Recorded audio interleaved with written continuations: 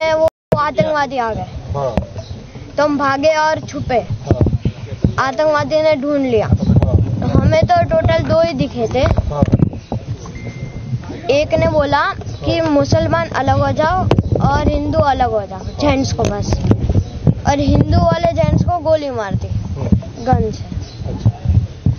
और बाद में जब वो अचानक से गायब हो गए, चले गए, तब सब बोले जो बच्चे हैं वो भागो नीचे। तो हम नीचे भाग गए।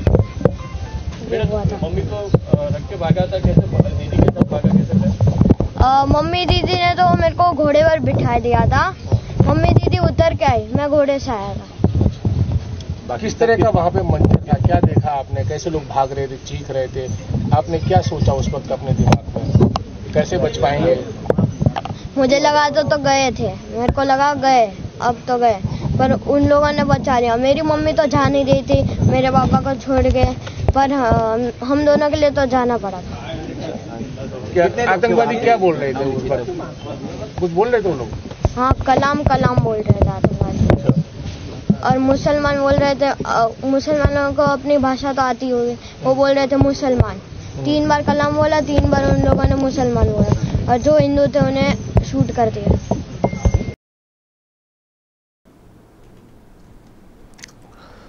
दर्शक, अच्छा এই যে বাচ্চা ছেলেটা, এও কি মিথ্যে কথা বলছে? এও কি মিথ্যে কথা বলছে? ওই যে একটা অংশের তরফ থেকে যে বলা হচ্ছে যে না ওই রকম কিছু হয়নি, হিন্দু মুসলিম বাছাই করে মারা হয়নি, জঙ্গিরা নির্বিচারে গুলি চালিয়েছে। তো যারা ওই কথা বলছে, তাহলে কি এই যে বাচ্চা ছেলেটা যে ওখানে ছিল, দেখেছে, শুনেছে, এও কি মিথ্যে কথা বলছে? এও কি নাটক করছে? এও কি কারো শিখিয়ে দেওয়া কথা বলছে? কি মনে হচ্ছে আপনাদের? যে কথাগুলো ও বলেছে স্বতঃস্ফূর্ত নিজের অভিজ্ঞতার কথা মনে হচ্ছে না? সাজানো কথা, পলিটিক্যাল কথা? যদি এর পরেও ওটা বিশ্বাস না হয়, আর কিছু বলার নেই, খুবই দুর্ভাগ্যের। প্রিয় দর্শক, আমি শফিকুল ইসলাম এবং আপনারা দেখছেন আরামবাগ টিভি। আচ্ছা, মানতে সমস্যা কোথায়? মানতে সমস্যা কোথায়? এই যে এখানকার আমি দেখছি একটা অংশের মুসলিম, তারাও কিন্তু এটাকে মানছে না। তারাও এটাকে মানছে না। তারা যেটা বলার চেষ্টা করছে যে এই সব হচ্ছে মিডিয়ার একটা অংশের অপপ্রচার, এবং আমাকেও দুষছে। আর হিন্দুত্ববাদী যেসব সংগঠন রয়েছে তারা এটাকে প্রচার করছে তাদের স্বার্থে। আমি যেটা বলতে চাইছি যে ওটা মানতে সমস্যা কোথায়? যারা এইভাবে বাছাই করে মেরেছে তারা তো কোনো একটা বিশ্বাস থেকে মেরেছে। হয়তো সেটা আপনারা বিশ্বাস নাও করতে পারেন, কিন্তু তারা এই রকম করতে পারে না, এটা কেন বলছেন? এটা কেন বলছেন? তারা মেরেছে, তাদের একটা অন্য কিছু একটা বিশ্বাস আছে যে হিন্দুদেরকে মারলে, যারা অমুসলিম তাদেরকে মারলে হয়তো জান্নাত পাওয়া যায়, বা তাদের আরও অন্য ভাবনা, মোদিকে সবক শেখানো, আরও অন্য উদ্দেশ্য পূরণ করা। তো তারা যদি সেই বিশ্বাস থেকে এই কাণ্ড ঘটিয়ে থাকে, তো তাদের হয়ে সাফাইটা আপনারা কেন দিচ্ছেন? মুসলিম বলেই সাফাই দিতে হবে? মুসলিম বলেই যেহেতু ওখানে ওই কথা উঠে আসছে যে মুসলিম কারা সরে যান, বাকিদেরকে আলাদা করে মার, তো যেহেতু আপনি মুসলিম সেই জন্য আপনাকে সমর্থন করতেই হবে। আপনাকে মানে আপনার দায় পড়ে গেছে না ওদের হয়ে সাফাই দেওয়ার? কই, আমার তো দায় পড়েনি, আমিও তো মুসলিম, আমার তো কোনো দায় পড়েনি। তো আপনারা কেন বিশ্বাস করছেন না যে এটা হ্যাঁ হতে পারে বলে? কে বলেছে যে এটা মানলে আপনিও এরকম হয়ে গেলেন? কে বলেছে? কিন্তু যদি আপনি না মানেন এই ঘটনাটা শুধুমাত্র মুসলিম হওয়ার জন্য, তাহলে তো প্রমাণ হয় যে আপনিও ওই মাইন্ডেড যারা এইগুলো করছেন। যতগুলো বক্তব্য এসছে এই ঘটনার পরে, যতগুলো বক্তব্য এসছে, যারা স্বামীহারা হয়েছেন শুনেছেন তো, প্রচুর তো বক্তব্য এসছে। সদ্য বিয়ে হয়েছে এমন মহিলার বক্তব্য, আরও অনেকের বক্তব্য এসছে।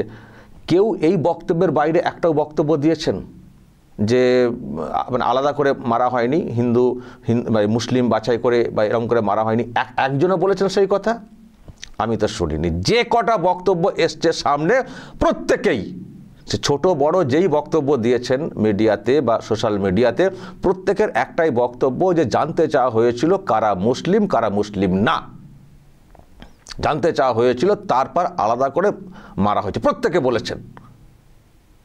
আর কি দেখছি যারা আমাদেরকে বলছেন যে অপপ্রচার করছি ইত্যাদি, তারা কি দেখাচ্ছে সেই লোকেরা বা তাদের মিডিয়া কি দেখাচ্ছে? ওই এলাকার কিছু লোকের বক্তব্য, কিছু পলিটিক্যাল নেতা নেত্রীর বক্তব্য, যারা বলছে না এরকম কোনো ব্যাপার না, আমরা এখানে হিন্দু মুসলিম সব ভালো আছি। এটা হচ্ছে মানে ওই সব লোকের বক্তব্য যারা ঘটনাস্থলে ছিলেনই না, কেউ শুনেছেন কেউ পাশে ছিলেন, তারা এই টাইপের তাদের বক্তব্য শুনিয়ে এই সমস্ত বক্তব্যকে খণ্ডন করা হচ্ছে। অথচ যারা স্পটে ছিলেন, দেখেছেন, শুনেছেন, চাক্ষুষ করেছেন এবং স্বজনহারা হয়েছেন, তাদের প্রত্যেকের একটাই বক্তব্য, বলা হয়েছে কারা মুসলিম কারা অমুসলিম, হিন্দু বা অন্য কিছু। আর আরেকটা কথা দর্শক, শুধু হিন্দুকে মারা হয়নি, কিন্তু শুধু হিন্দুকে মারা হয়নি, মানে ওখানে মুসলিম কারা তাদেরকে আলাদা করা হয়েছে, বাকিদেরকে মারা হয়েছে। আমি কেন কথাটা বলছি, আমি একটা বক্তব্য শোনাবো এখন। তিনি কিন্তু হিন্দু না, তিনি খ্রিস্টান, একজন মহিলা, তিনি বক্তব্য দিয়েছেন। তার স্বামীকেও মানে কেন মারা হয়েছে তার একটা বক্তব্য উনি দিয়েছেন, দেখলেই বুঝতে পারবেন এবং আরও পরিষ্কার হবে যে শুধুমাত্র হিন্দু মারা না, হিন্দুকে হত্যা না, মুসলিম অমুসলিম, মুসলিমকে বাঁচাও বাকিদেরকে মেরে দাও, মুসলিমরা একমাত্র আমাদের, বাকি সব বাঁচার কোনো অধিকার নেই, সব অন্যের বা মোদির। আমি আপনাদেরকে শোনাই একজন মহিলার বক্তব্য, এই যে ইনার বক্তব্য শুনুন, তাহলে পরিষ্কার বুঝতে পারবেন বিষয়টা হয়েছে মুসলিম ভার্সেস অমুসলিম। শুনুন দর্শক।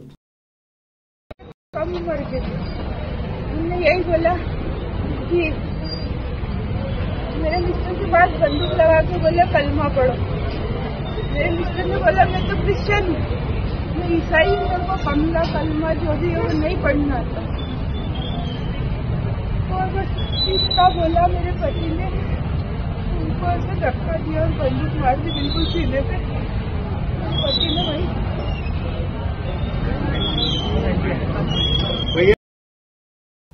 আর বলতে পারলেন না, তো বুঝতে পারছেন শুধু হিন্দু না, মানে মুসলিম আর কে মুসলিম না। এবার হয়তো ওখানে এরকম এসেছিল কারা হিন্দু আলাদা হয়ে যাও, কারা মোদির লোক আলাদা হয়ে যাও, মুসলিম আলাদা হয়ে যাও। কিন্তু যখন দেখা গেছে যে হিন্দুর বাইরেও আবার অন্য আছেন খ্রিস্টান ধর্মের, তাদেরকেও ছাড়া হয়নি। হিন্দু মুসলিম তো আলাদা হয়েছে, কিন্তু হিন্দুর বাইরে অমুসলিম আর যারা, তাদেরকেও ছাড়া হয়নি, খ্রিস্টানকেও মারা হয়েছে। বুঝতে পারছেন? দেখবেন যতগুলো বক্তব্য এসছে প্রত্যেকের ওই একটাই বক্তব্য, হিন্দু না মুসলিম এটা জানা। আবার এটাও তো বক্তব্য এসছে খ্রিস্টান, তিনিও ছাড় পাননি। ওই যেটা বলছি না যে ওদের কাছে শুধু হিন্দু মুসলিম ব্যাপারটা না, মুসলিম ভার্সেস অমুসলিম, মুসলিম হলে ছাড়, অমুসলিম যে ধর্মেরই হোক না কেন তাদের কোনো ছাড় নেই। এবার দর্শক আমি দেখছি একটা বিষয়কে নিয়ে এটাকে একটা গুলিয়ে দেওয়ার চেষ্টা হচ্ছে, সেটা হচ্ছে যে ঘটনাস্থলে এক মুসলিম যুবকেরও মৃত্যু হয়েছে। এক মুসলিম যুবকের, সম্ভবত আদিল না কি নাম, মৃত্যু হয়েছে। এখন ওটাকে নিয়ে এইসব বলা হচ্ছে যে যদি সত্যিই শুধু হিন্দুকে মারবে তাহলে মুসলিম ছেলেটার কেন মৃত্যু হলো, তাকে তাহলে কেন মারলো? তো তার মানে এটাই তো প্রমাণ করে যে না, হিন্দু মুসলিম নিরিখে না, যাকে পেয়েছে তাকেই মেরেছে জঙ্গিরা। কেন তাহলে ওই মুসলিম বাছাই, হিন্দু বাছাই বা এইসব কেন বলা হচ্ছে? এটা কারণ হিসেবে দেখানো হচ্ছে যে তাহলে মুসলিম যুবকের মৃত্যুটা কেন হলো। যারা এইসব বলছেন আর কি যে আমরা অপপ্রচার করছি, ভুল কথা বলছি, ওরকম ধর্মীয় পরিচয় জেনে মারা হয়নি, তারা ওই বক্তব্য রাখছে যে তাহলে মুসলিম যুবকের মৃত্যু কেন হলো। তাদের জন্য বলি কথাটা, জানেন কি কেন ওই যুবকের মৃত্যুটা হয়েছে? মুসলিম যুবকের মৃত্যুটা কেন হয়েছে? দেখুন, মুসলিমের মধ্যেও তো কেউ না কেউ তো ভালো থাকেন, তো কারো কারো মন তো থাকে, কারো কারো মন তো থাকে। আমিও তো মুসলিম, আমাকে আপনারা কেমন চোখে দেখেন? আমিও তো মুসলিম, আমাকে মুসলিমদেরই একটা অংশ কাফেরের চোখে দেখে, কাফের বলে, মোল্লা মৌলবী তারা কাফের বলেন, যারা অমুসলিম তারা আমাকে অন্যভাবে দেখেন। তো ওখানে যেটা হয়েছে, যখন ওই রকম মারা হচ্ছে হিন্দুদেরকে, একজন হয়তো খ্রিস্টানকে দেখতে পেলেন, ম্যাক্সিমাম তো হিন্দু, যখন মারা হচ্ছে তখন ওই যুবক ওখানে কোনো পেশার সঙ্গে যুক্ত ছিল, তারাও তো জানে যে যা চলছে এ আমাদের কি জীবনে ক্ষতি নেমে আসছে। কারণ যদি ট্যুরিস্ট এই সিস্টেমটা বন্ধ হয়ে যায় খাবো কি, প্রত্যেকের তো একটা তাড়না আছে না। আমি তখন একবার গিয়েছিলাম কাশ্মীরে, ওখানে বক্তব্য শুনেছিলাম যে ওই কয়েক মাস ওনারা ইনকাম করেন, বাকি সময় ওনাদেরকে ওই ইনকাম করা জমানো টাকাতে খেতে হয়, বাকি সময় কোনো কাজই থাকে না, কয়েক মাস ইনকাম হয়, ওটা সঞ্চিত করে সঞ্চয় করে এক জায়গায় রাখতে হয়, তারপর ওখান থেকে ভাঙিয়ে সারা বছর খেতে হয়। ফলে তারা জানেন যারা সত্যিই কায়িক মানে পরিশ্রম করে যারা চলেন, যাদের বিরাট কিছু নেই, ওখানে তো সরকারি চাকরি ছাড়া আর এই ট্যুরিজম ছাড়া আর কী আছে। তো তারা অনেকে আছেন, আর অনেকের মনও আছে নিশ্চয়ই, তারা এরকম গুলি হয়তো দেখতে পারে না। তো ওই যুবক বাধা দিতে গিয়েছিলেন, তো বাধা দিতে গিয়েছিলেন বলে ওকে কাফের বলা হয়েছে। যেমন আমাকে এই মুসলিমদের একটা অংশ বলে না, মৌলবীরা বলে কাফের, ওকে কাফের বলে মারা হয়েছে, ওকে মুসলিম হিসেবে মারা হয়নি। ওকে কাফের ধরে নিয়ে যে মুসলিম আমরা অমুসলিমদেরকে মারবো, মোদির লোকেদেরকে মারবো, তুমি বাধা দিচ্ছ, তার মানে তুমি ওই রকম, তুমি কাফের, সেই জন্য তাকে মারা হয়েছে। তাকে মুসলিম হিসেবে মারা হয়নি, তার নামটা হয়তো মুসলিম, সেটা হয়তো তারা জানি না কীভাবে কি জেনেছে কি না জেনেছে, কিন্তু তাকে মারা হয়েছে কাফের হিসেবে। তো তাকে দিয়ে গুলিয়ে দিলে কি হবে? অমুসলিমদেরকে মেরেছে, তাদেরকেও কাফের হিসেবে মেরেছে, তারা মুসলিম না, মোদির লোক বলে মেরেছে।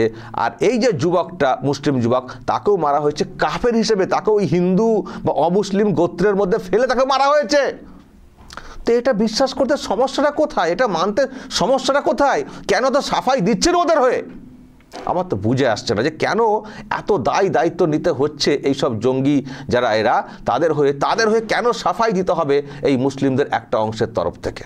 আর একটা পলিটিক্যাল পার্টিরও একটা অংশ সাফাই দিচ্ছে, তাদেরও তো নিশ্চয়ই উদ্দেশ্য বুঝতে পারছেন, তাদের কি উদ্দেশ্য, কাদের পাশে কি বিষয়ে দাঁড়ালে তাদের ভোট বাক্সটা পূর্ণ হবে সে তো বুঝতে পারছেন।